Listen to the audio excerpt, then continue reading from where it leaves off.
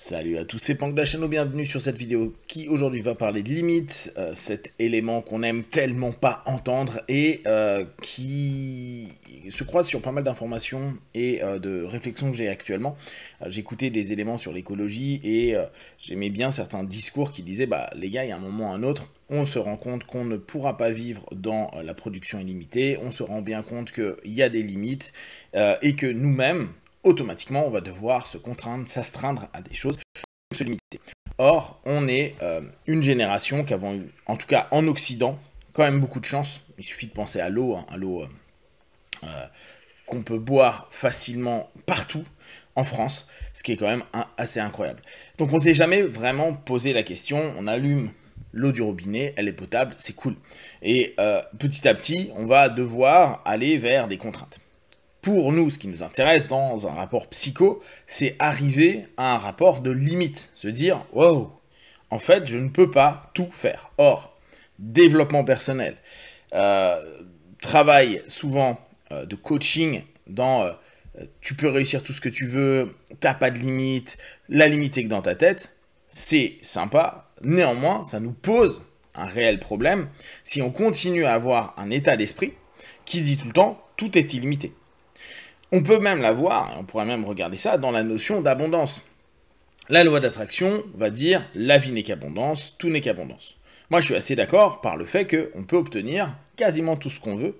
Alors d'autant plus, nous en Occident on a vraiment cette chance-là, mais on peut se débrouiller. Après, le tout ce qui veut va dépendre de ce que vous attendez et de la quantité de ce que vous attendez, de la hauteur, de la taille, de tout ce que vous voulez, mais globalement, on arrive à avoir énormément de choses, parfois simplement plus simples que des éléments qui pourraient être beaucoup plus onéreux, évolués, etc.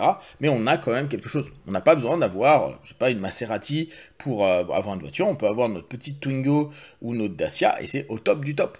On a une voiture, elle roule, elle emmène d'un point A à un point B. Donc, la notion de limite, elle est complètement réel aujourd'hui d'un point de vue de notre société. On veut absolument se dire, bah non, il n'y a pas de limite. Et ce qui se comprend, hein, l'être humain a cette envie de toujours plus, et on sait que c'est ce qui risque de nous emmener vers une destruction. Parce que bah, on veut toujours consommer plus, en avoir davantage. On le sait, hein, on peut généraliser ça, mais il suffit de se regarder soi et se dire, encore, je veux encore. Alors, on a vu qu'il y avait des tendances à se dire, on minimalise tout ça. Il y en a qui le sont plus ou moins spontanément, de ne pas vouloir beaucoup, mais c'est quand même vouloir un peu, hein, n'oubliez pas. On n'est pas en train de dire qu'on est dans l'austérité absolue, on est dans minimiser les choses et se rendre compte que bah, justement, je peux très bien être très content dans ma Dacia ou même dans la plus petite voiture que je pourrais avoir, ma Tata si j'étais en Inde, et j'ai pas besoin d'avoir une grosse voiture qui carbure dans tous les sens. Maintenant, si on reprend notre notion développement personnel, vous savez que c'est un mot que je tente petit à petit moi de retirer en me disant travail interne, travail personnel, etc. Cette notion de développement, c'est aussi toujours plus, et très souvent, on nous a proposé, bah, vous n'avez pas de limite. Mais ne pas prendre en compte nos propres limites, déjà, c'est arriver dans une forme de déni, une forme d'illusion. Alors, bien sûr, il y a une différence entre les limites réelles et les limites imaginaires, les plafonds de verre qu'on s'est créés, ces notions où on se dit, bah ça, je peux pas.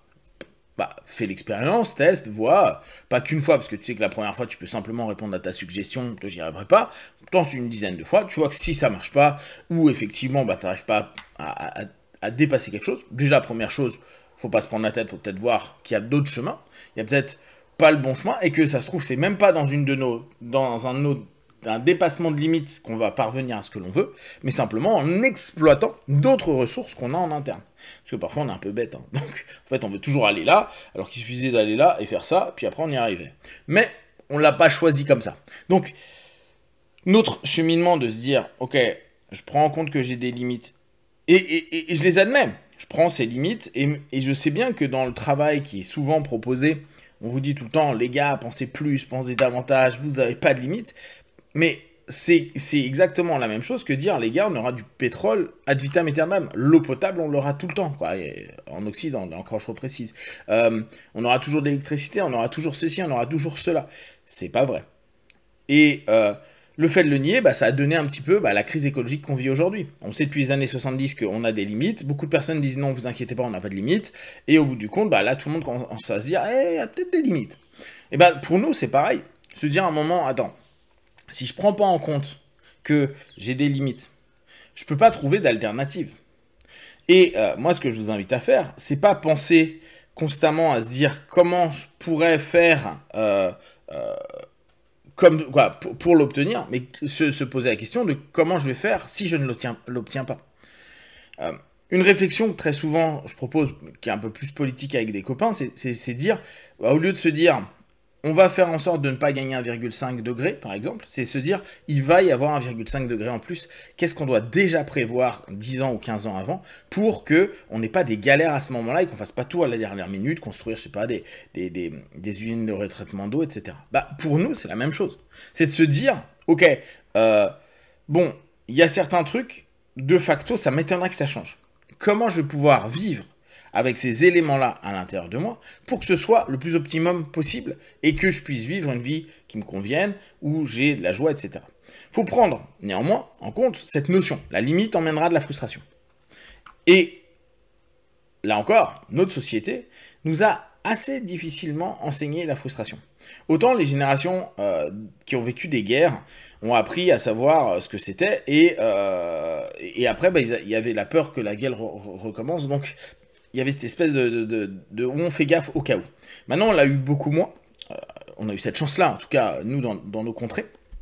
Et on se retrouve dans cette notion un peu complexe, à se dire, nous, on a eu un peu tout ce qu'on voulait. Là encore, c'est relatif, ça dépend des moyens des ménages, etc., etc. Mais on a eu quand même pas mal de choses possibles. Et aujourd'hui, dire non, mais ça, t'as plus le droit. T'as plus le droit ou t'en auras pas autant, ou tu ne pourras pas en avoir. Même si tu as les moyens, ça sera stop parce qu'il y aura peut-être des quotas ou autre. C'est complexe. Et pour nous, c'est la même chose en interne, se dire, bon, je vais devoir apprendre à vivre avec la limite, donc avec la frustration. Et là encore, on sait très bien que la frustration, elle crée beaucoup, beaucoup, beaucoup de tensions. De tensions qui vont emmener vers l'expression de la tristesse, de la colère, de l'agacement, de comportements qui sont pas cool pour les autres, parce que on n'accepte pas d'être frustré, mais on est prêt à frustrer les autres pour ne plus être frustré soi-même. Puis alors, tout le rapport social peut être complexe. Dans notre boulot interne, se dire, ok, la frustration fera peut-être partie aussi de mon cheminement dans la quête de mes propres limites, et dans l'acquisition peut-être de plus de simplicité, ou peut-être de plus de petites choses, ou de minimalisme, si on a envie, pour se sentir plus en phase. La limite ne nous empêche toujours pas de prendre en compte que le territoire dans lequel on est, le terrain sur lequel on joue, il a beaucoup, beaucoup de potentiel. Oui, il peut peut-être se restreindre, il peut peut-être, ou en tout cas, vous pouvez peut-être ne plus sortir de ça. Ça n'empêche pas que, avec peu d'ingrédients, vous pouvez faire plein de plats différents. Et c'est là où il y a des bons cuistots. Où il y a des personnes, tu dis, mais t'as fait ça comment? Et c'est avec les mêmes ingrédients que toi, ou toi, tu mangeais des cailloux, quoi. Mais eux, il y a un vrai goût, c'est bon, c'est sympa, etc. Et c'est vraiment ces notions-là, réapprendre, optimiser ce que l'on est, ce que l'on a. Bien sûr, tendre à développer de nouvelles compétences, nouvelles connaissances, etc. Mais aussi accepter qu'il y a un moment, peut-être on ne pourra pas avoir davantage, on ne pourra pas modifier davantage des choses, on ne pourra pas créer plus de mouvements en soi, et on arrive à cette notion qui pour moi est déterminante dans l'accompagnement, qui est l'acceptation. Mais l'acceptation pas passive, genre c'est comme ça, c'est la vie, c'est dire ok, et avec ça, je vais pouvoir ouvrir, créer, développer, peut-être associer différents éléments, différentes ressources que je n'avais pas prévues en moi, mais vu que je vais me débrouiller, et là on arrive dans la débrouille interne, mais une débrouille qui va être structurée, construite pour être bien, parce qu'on a un objectif, un fil conducteur, après il faut définir ce qu'est être bien, et au fur et à mesure, au travers de ce Tetris interne, de ces éléments de ce puzzle plutôt qu'on va commencer à jouer, on va peut-être, et certainement, au fur et à mesure, réussir à travailler les pièces de chaque ressource pour que ça commence à créer quelque chose qui nous satisfasse et qui nous amène dès lors à quelque chose qui semble juste pour nous. Si vous avez des questions, des remarques sur le sujet, partagez sur Facebook, YouTube, j'y répondrai le plus rapidement possible et comme d'habitude de tout ce que je propose, ne prenez que ce qui est bon juste pour vous, testez, observez, analysez et concluez. Be one, ciao.